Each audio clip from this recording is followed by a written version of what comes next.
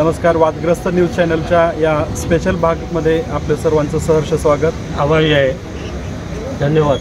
तर आत्ताच्या या दक्षिण सोलापूरमध्ये नवीन चेहरा आला आहे, तर त्यांच्याबद्दल तुम्ही काय सांगू शकाल? मी काय शिकलेलं नाही आहे. वर्तमानपत्र वाचतो नेहमी. माझ्याकडे 5 पेपर असते. त्या माध्यमातून सोमनाथ वैद्य आहे, पण भविष्य काळात आपलं कॉलनीतलं काहीतरी चांगलं काम व्हावं. आता जो नवीन चेहरा भाजपने जनतेसाठी दिलेला आहे, गेल्या 15 वर्षात पण असाच एक चेहरा दिला होता की कंटिन्यू तेच उमेदवारी त्यांची फायनल होत होती. पण आता नवीन चेहरा दिल्यामुळं त्यांच्याकडून आपल्याला काय अपेक्षा राहील? नाही, पण नक्की त्यांचं फिक्स झालं आहे का?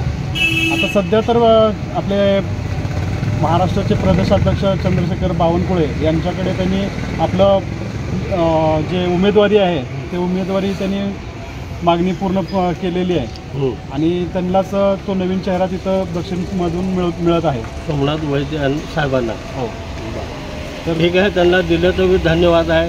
त्यांना द्यावं अशी माझी सिद्धरामेश्वर त्यांनी अर्पण आहे काय. आणि ह्या पुढील काळात आमच्या सुंदरनगर भागाचा त्यांनी प्रश्न मिटवावा बस.